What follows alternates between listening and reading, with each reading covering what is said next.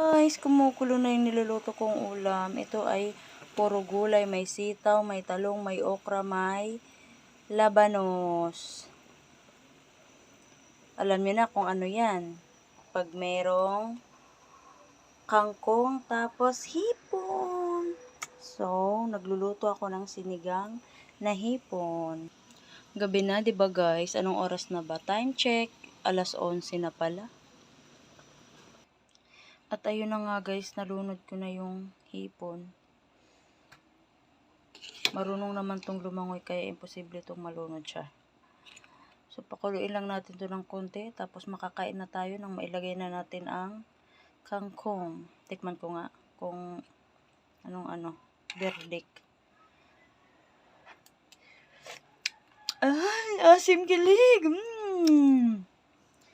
So, nilagay ko na rin yung kangkong guys. Tapos, kunting kulo na lang ito. At makakakain na kami ng hapunan.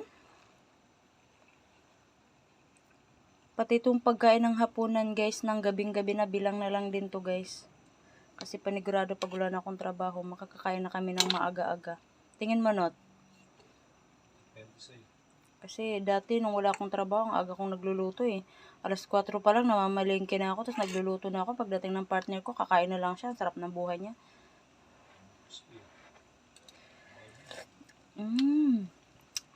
Sarap.